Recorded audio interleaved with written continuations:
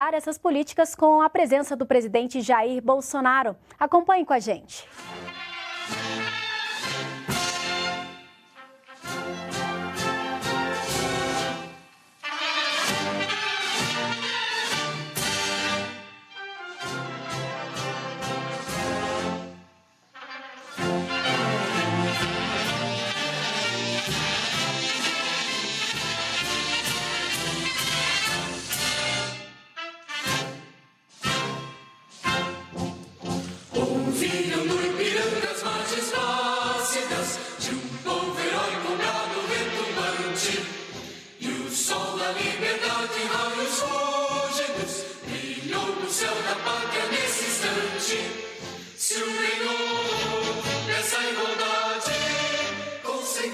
Conquistar com o braço forte, em teu seio, ó liberdade, desafia o nosso peito à própria morte. Ó pátria amada, salve, salve, Brasil, um sonho intenso, um raio vívido, de amor e de esperança a terra desce, sem teu formoso céu risonho e límpido, a imagem do cruzeiro resplandece. Gigante pela própria natureza, és bela, és forte, envolve luminoso, e o teu futuro espelha essa grandeza, terra dourada, entre outras mil és do Brasil, a pátria amada, dos filhos desse sol restaurante, pátria amada, Brasil.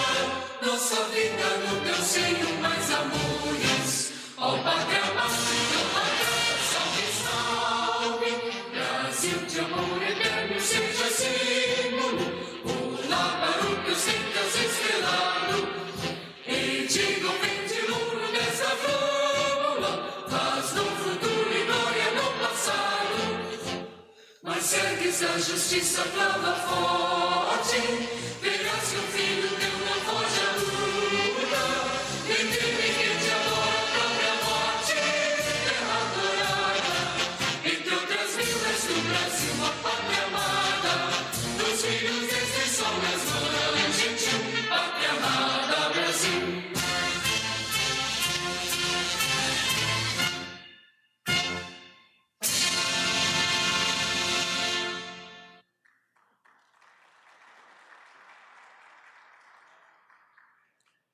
Assistiremos a seguir a vídeo sobre o sistema de avaliação do impacto ao patrimônio.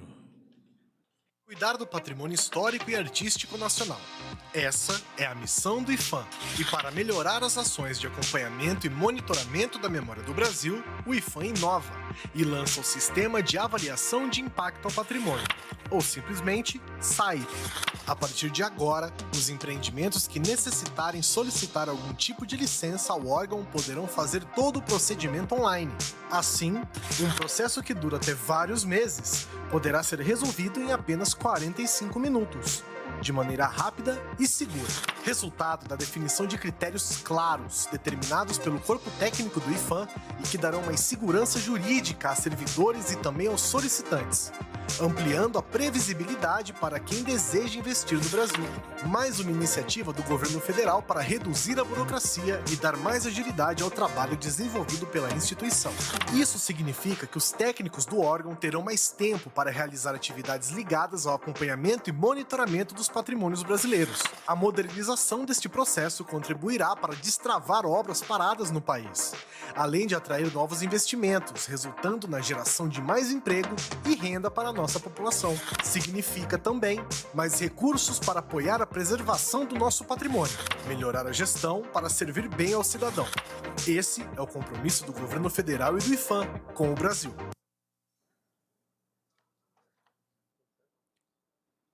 Ouviremos agora o ministro do Turismo, Gilson Machado.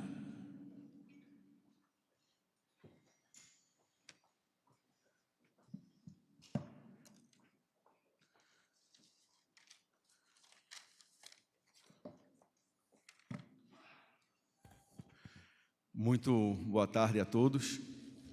Eu quero saudar o presidente da República, Jair Messias Bolsonaro, saudar o ministro da Economia, Paulo Guedes, e através dele cumprimentar todos os ministros, meus colegas aqui presentes.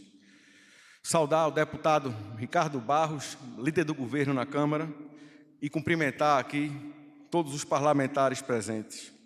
O Gustavo Montezano, presidente do BNDES, o Pedro Guimarães, presidente da Caixa, o Mário Frias, secretário especial de Cultura, a Larissa Peixoto, presidente do IPHAN, o Carlos Brito, da Embratur, os secretários nacionais do Ministério do Turismo, que se encontram aqui presentes, saudar o Vicente Alves, Vicentinho, que está aqui conosco, o membro do corpo diplomático,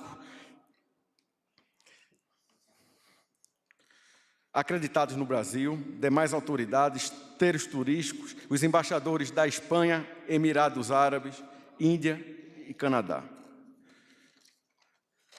Estamos aqui agora para falar de ações do nosso governo que foram promessas de campanha, presidente. Uma delas é a aceleração das licenças. Por exemplo, esse vídeo que acabou de passar aqui agora, para se ter uma licença do IPHAN, antigamente, durava no mínimo 45 dias. Hoje nós conseguimos otimizar isso em 30 minutos, numa licença digital.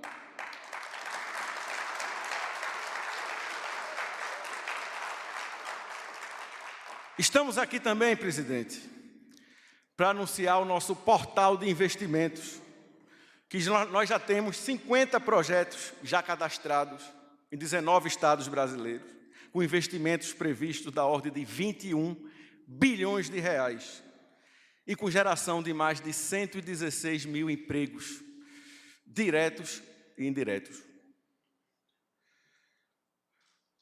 Para uma parte da imprensa que, apesar de tudo, não queria dizer que o Brasil melhora, criou uma alomorfia linguística chamada despiora. Eu quero dizer para vocês que, desinfelizmente, o Brasil vai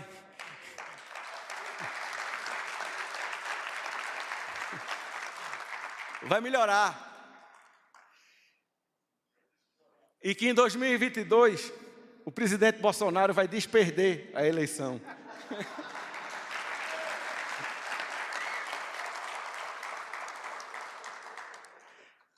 Eu muitas vezes sou criticado pelo fato de nós estarmos viajando muito, pelo fato de nós termos um governo itinerante, presidente Bolsonaro. Nos últimos 30 dias, nós tivemos em pelo menos 15 estados diferentes do Brasil. Ontem, eu estava em Alter do Chão, no Pará. De lá nós pegamos o voo em Santarém, fomos abastecer em Altamira. Quando decolamos de Altamira, nós passamos em cima do lago da hidrelétrica de Belo Monte. Eu pergunto aos senhores, Quantos bilhões de reais foram investidos no lago na hidrelétrica de Belo Monte? Numa obra que foi feita para não dar certo. Uma obra que todos sabem por que foi feita. Aqui nesse governo não existe isso. Por isso hoje o nosso governo entrega em torno de 40 mil obras no país todo. Só o Ministério do Turismo, nós temos mais de 3.200 obras. Com o secretário Vicentinho de Infraestrutura, investimos 1 bilhão, quase 1 bilhão e 100 milhões o ano passado. Recorde de um governo. Porque o dinheiro do Brasil hoje, presidente, fica para ser usado para os brasileiros e pelos brasileiros. Temos, por exemplo, o empreendimento lá em Maraí, no Rio de Janeiro, que é um empreendimento imobiliário inteligente, que tem um valor estimado de 50 milhões de reais e vai gerar em torno de 600 novos empregos. Também desoneramos no Ministério do Turismo, revogamos em torno de 436 atos normativos que eram totalmente obsoletos, confusos, sobrepostos, mas tem muita coisa para fazer ainda. Tem muita coisa para ser passado a limpo e muita coisa que precisa facilitar a vida do empresário, que é quem realmente gera o emprego no nosso país. Nós não criamos emprego por decreto. Quem cria emprego são os senhores do trade, que colocam dos senhores na reta e são muitas vezes mal entendidos e perseguidos. Eu vou dar um exemplo. Maragogi, praia belíssima. O mergulhador, presidente, para mergulhar no Recife de Corais, o órgão ambiental, ele exige que ele mergulhe com um crachá. Para que peste o peixe quer ler o crachá, meu amigo? E é isso que esse governo está fazendo dia após dia. Infam, Larissa, nós inauguramos nos últimos meses mais de 30 obras. Temos mais de 50 obras para entregar e 139 em andamento no nosso país. Vamos segunda-feira agora em Marechal Deodoro entregar outra obra do IFAM. E muita gente está preocupado, dizendo que o presidente Bolsonaro, que o nosso país não está cuidando da cultura, Mário Frias. Eu quero dizer que o presidente, que o Ministério do Turismo tem um ministro músico, sanfoneiro. Inclusive em Pernambuco, estavam dizendo que o presidente Bolsonaro, que o IFAM, ia tirar o frevo de patrimônio imaterial e cultural do Brasil. Eu quero dizer a todos aqui que nós estamos trabalhando não apenas para revalidar o frevo, porque é obrigação a cada 10 anos ser feito um conselho. Mas eu posso assegurar que o conselho vai saber a importância do frevo e o frevo vai continuar sendo um patrimônio imaterial e cultural do Brasil. Como também o forró, que até hoje nunca foi reconhecido e está em análise nesse governo para finalmente ser um patrimônio imaterial e cultural do nosso país. Disciplina, isso é o que rege nosso governo. Preocupação com o dinheiro público. Aqui,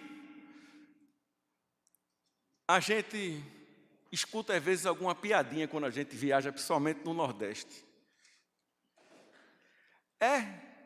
O outro faz, rouba, mas faz.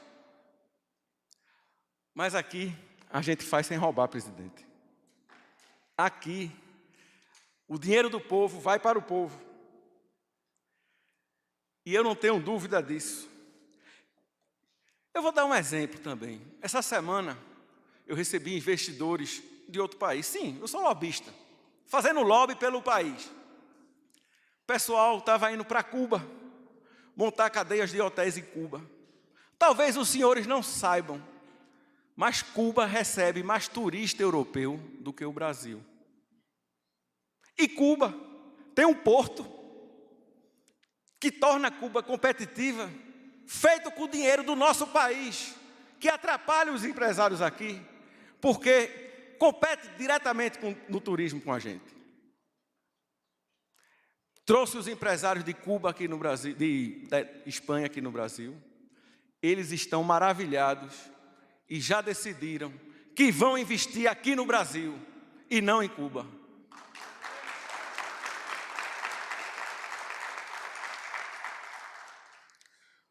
Vou terminar minhas palavras dizendo: eu tenho 53 anos de idade. Nós temos a oportunidade, finalmente, de mudar o nosso país. Essa geração não será uma geração perdida. Esse governo está trazendo a autoestima de volta para o brasileiro. Está trazendo a confiança do investidor. E isso é visto dia após dia, ministro Guedes. Não com vislumbramentos, mas sim com certezas. A gente hoje sabe que o Brasil vai crescer. Nós conseguimos vender aeroportos, conceder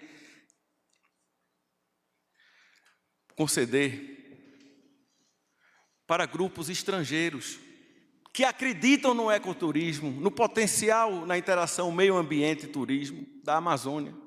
Nada é igual à Amazônia. A última fronteira do turismo. E o mundo todo vai conhecer a Amazônia agora. Eu não me perdoo de só ter conhecido a Amazônia, presidente, com 52 anos de idade. E nós precisamos fazer com que as passagens de avião, com que o setor aéreo seja desonerado, para que se torne mais barato voar dentro do Brasil. Para que o brasileiro, enfim, custe mais barato uma passagem de São Paulo para Manaus do que de São Paulo para Miami. E é isso que esse governo tem feito dia após dia.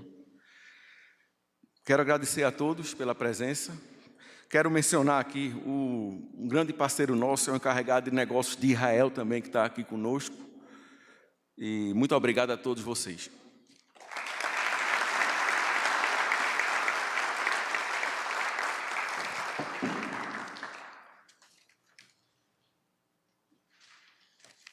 Depois o cara pega aqui.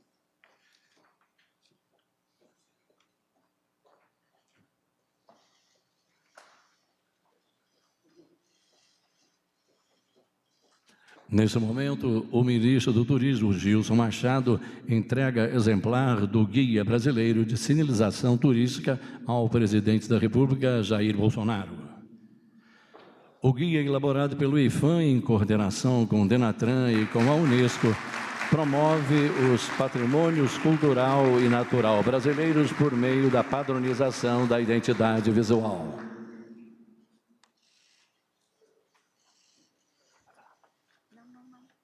Está encerrada esta cerimônia. Senhoras e senhores, com a palavra o presidente da República, Jair Bolsonaro. Eu prometo ser bastante breve. Eu acho que vale a pena. Vimos aqui ações voltadas para o turismo. Mas, por outro lado, pessoal, porque o Brasil é um país que teima em dar certo. O Brasil não é mais o país do futuro, é o país do presente. Durante a pandemia, o turismo foi para a lona. Vimos aqui voos internacionais cancelados, fronteiras fechadas, a circulação interna também bastante afetada por decisões de governadores. E o turismo foi para a UTI, sim, mas saiu de lá, dada a competência de quem está à frente do Ministério, com o Marcelo Arvantório no primeiro momento, e com o Gilson agora. Confesso que, apesar de 28 anos de parlamento, muita coisa não conhecia de Brasília. A senhora Larissa, do IFAM, quando eu cheguei, uma corrida de gente querendo o IFAM. Eu lembrei de um vídeo do Luciano Hang, da Van, onde ele estava revoltado porque uma obra de mais uma loja tua, que ia gerar dezenas de empregos e impostos para aquela região, foi parada porque foi encontrada uma peça de cerâmica nas fundações. E ele queria continuar fazendo seu serviço. E o IPHAN parou. Parou por quê? Por que parou? Estavam querendo o quê? Seguindo a lei ou não? Que interesse estava em jogo? Não vou entrar em detalhe, porque vocês conhecem o Brasil nessa área. Vamos ter que mudar isso. Vamos botar alguém lá que conheça do assunto e queira resolver. Parabéns, Larissa.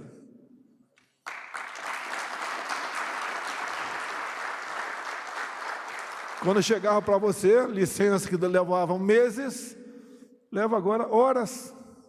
Quem não quer isso? Dá vontade de investir num país desse?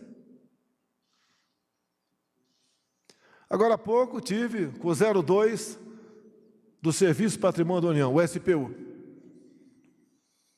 Ele trouxe uma excelente notícia, algumas coisas a gente sugere, outras, foi iniciativa deles.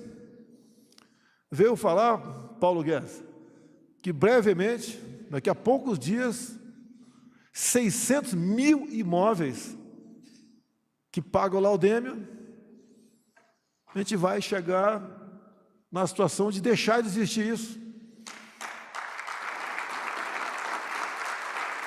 Neucimar, no teu estado tem esse problema. Niterói, Rio de Janeiro, a costa do Brasil todo. Legislação de mais de 2 séculos. Era para defender o seu patrimônio de ataque de piratas. É inadmissível. Eu não sei como, Ricardo Barros, o Brasil conseguia conviver com isso tudo e não naufragava de vez. É um país fantástico. Conheci Marajó, Guadamares há pouco tempo. Eu acho que a maioria aqui não conhece Marajó. É inacreditável que existe essa região, o povo que está lá, um povo dócil, humilde, pobre. Como tive em toda a Bahia, João Roma, nas minhas paradas inopinadas, tão criticadas pela mídia, parou sem máscara. Por que parou? Por coincidência? Olha a matéria para a imprensa amanhã. Vou dar a matéria para vocês aqui. Acabei de conversar com um tal de Queiroga, não sei se vocês sabem quem é, né? Nosso ministro da Saúde. E ele vai ultimar um parecer visando a desobrigar o uso de máscara por parte daqueles que estejam vacinados ou que já foram contaminados. Para tirar esse símbolo, que obviamente tem a sua utilidade para quem está infectado. Se bem que para nós, o nosso protocolo, para quem está infectado, esse sim fica em casa. Não aquele fica em casa todo mundo. A quarentena é para quem está infectado. Não é para todo mundo, porque isso destrói empregos. Mata de outra forma o cidadão, mata de fome, de depressão, aumenta a violência, Damares, em casa, aumenta o abuso contra a criança. São aquelas medidas simplistas do político. E vale a pena aqui, que na minha live agora vai estar na íntegra o que aconteceu naquele relatório do Tribunal de Contas da União. Parabéns ao Tribunal de Contas da União. O relatório deles tem mais de 100 páginas. Está comigo o relatório. O relatório é bastante claro, dizendo que o critério adotado pelo Ministério da Saúde, via lei aprovada pelo Parlamento, poderia levar à prática não recomendável de uma supernotificação de casos de Covid para que governadores ganhassem mais recursos do governo federal. Isso é do ano passado, claríssimo. O Tribunal de Contas da União foi exemplar. E é só compararmos a tabela de óbitos pelo site Transparência, 2015 para cá, todo ano cresce. E se não tivéssemos a pandemia o ano passado, tirando os quase 200 mil mortes, o crescimento seria negativo, um decréscimo. Mais indício do que isso? Impossível. E alguns governadores, sim, para justificar a supernotificação, decretavam lockdowns, toque de recolher. Teve uma cidade de Goiás que tinha até sirene, lembrava a Segunda Guerra Mundial, para justificar óbitos que, segundo o TCU, apesar de não ser conclusivo, deixa bem claro, mas indícios enormes das supernotificações. E mesmo assim, com todos esses problemas do fica em casa, a economia a gente vê depois. Não errei uma sequer. E não foi da minha cabeça, foi conversando com pessoas, como um anônimo entre nós por muito tempo, o Arthur Van Traub. E quando fui com ele para o Japão, no início de 2018, ele foi lendo uns manuais e chegou falando o básico de japonês em 48 horas. E consegui andar no Japão graças a ele, que em 48 horas aprendeu o básico. Uma mente privilegiada. Trazia documentos para mim, pesquisas, fazia contatos. E a gente foi se aprendendo o que era aquilo. E olhem só, senhores da imprensa, que notícia maravilhosa que eu vou dar para vocês aqui. Lógico, quem pede ao TCU ou sugere informações e estudos é os nossos irmãos aí do Poder Legislativo. Vou pedir ao Ricardo Barros que ele oficie o TCU em cima desse relatório, que é do próprio TCU, se investigue realmente quanto por cento de óbitos não foram vitimados por Covid. Porque se confirmar, apesar de não ser conclusivo, mas com indício muito forte, de não 50% como errei, mas 60%, segundo projeções, digo, não confirmadas pelo TCU, e subtraímos no número de mortes por Covid do ano passado, o Brasil será um dos países de menor número de mortes por 1 milhão de habitantes por Covid.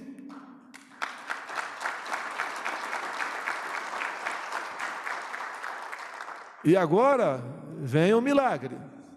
Espera aí. Se nós poderemos ser, não estou afirmando, um dos países com os menores números de mortes por Covid, por que isso aconteceu? Tratamento precoce. Estava com a parte da equipe econômica há 3 dias, aqui em cima. Tinham representantes do comércio das 27 unidades da federação. E João Roma, perguntei para eles, quem aqui, em tendo sintoma de Covid, tomou hidroxicloroquina ou ivermectina? 90% levantou a mão.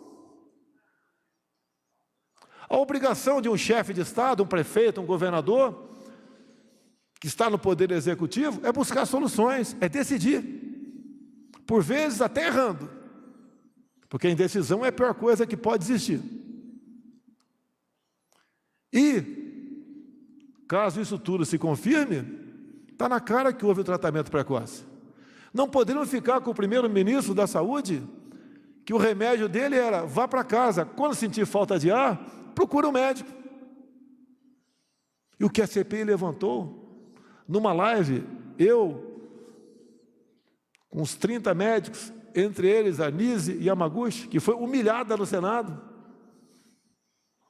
por pessoas que não são exemplo para ninguém, aquela minoria que a humilhou. Fizemos com os médicos pela vida uma live, e vários deles falaram o que acontecia com a sua ideia o ano passado. São heróis, pessoas que estão buscando salvar vidas e não se acomodando debaixo da cama em casa, como muitas autoridades fizeram pelo Brasil, isso para a CPI agora é gabinete paralelo, que estão aconselhando o presidente. Muitas pessoas me aconselharam. Silas Malafaia, Paulo Scaff, que está aqui, quantas vezes conversei com ele, muitos de vocês que estão aqui presentes. Era a nossa missão, é o nosso trabalho. E se tudo se confirmar, pelo que, se Deus quiser, parece, vai se confirmar, com as evidências, estavam no caminho certo.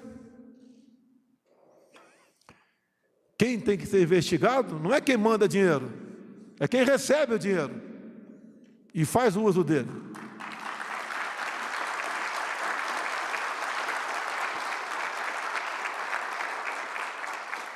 Fala-se em popularidade, em pesquisas. Pelo Datafolha, nem estaria no segundo turno, em 2018. E se fosse, perderia para todo mundo. A minha preocupação não é popularidade. A gente não investe em popularidade. O nosso investimento é com os ministros.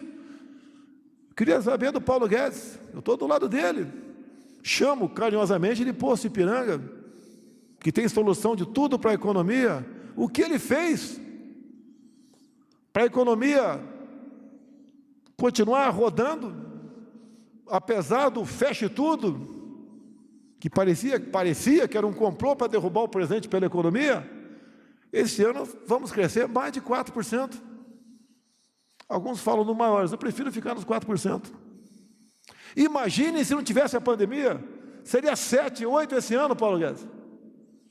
Graças a tudo isso, ao trabalho, dedicação. Fui um privilegiado, escolhi os meus ministros. Assim, recomendo para quem, porventura, vai ser candidato a governador o ano que vem, preserve nas negociações a sua liberdade para indicar os seus secretários, senão não vai dar certo. Ou você chega em condições de decidir e com moral para indicar, ou aí sim, fique em casa. Não se meta na política. Ouso dizer, depois de 7 mandatos, temos melhorado, sim, o parlamento brasileiro. Tenho certeza que o ano que vem ficará melhor ainda. Nova depuração. Se Deus quiser, com voto auditável.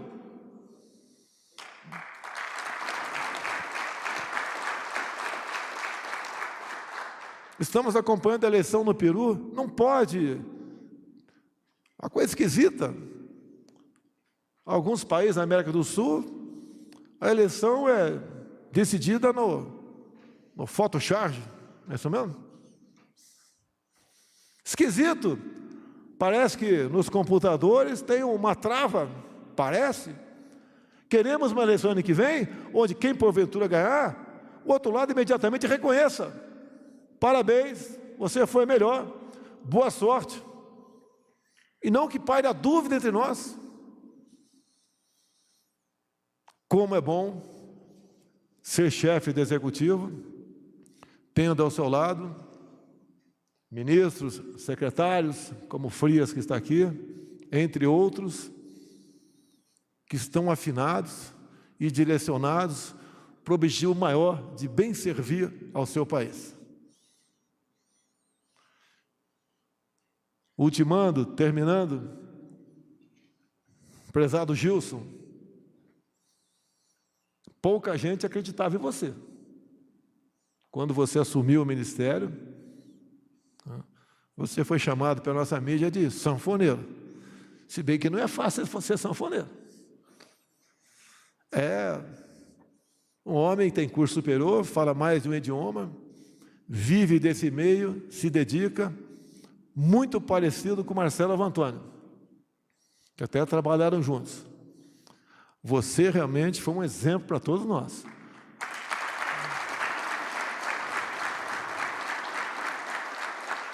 Um dos setores mais atingidos, juntamente com os nossos irmãos, Paulo Guedes, informais. O do churrasquinho de gato, o de água no sinal, biscoito na praia, picolé na arquibancada de futebol. Esses ainda estão sofrendo.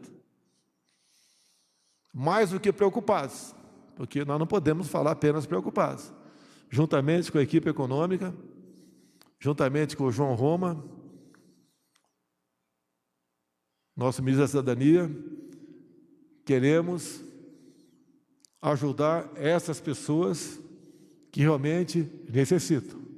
Essas pessoas que foram esquecidas por alguns governadores. Pessoas foram obrigadas a ficar em casa. Outras pessoas também viviam do comércio, foram obrigadas a fechar o seu comércio.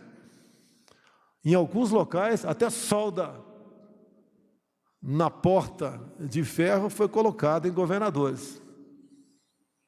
Destruíram empregos. Levaram à miséria, à depressão, milhões de pessoas. Conseguimos, com o Pronamp, sugerido pelo senador Jorginho Mello, de Santa Catarina, preservar muitos empregos, mas os informais foram duramente abatidos. E logo o político, né? Esses políticos, que tanto falam que estão preocupados com os mais necessitados, com os mais pobres. Não se preocuparam, não. O nosso governo não tirou o emprego de ninguém.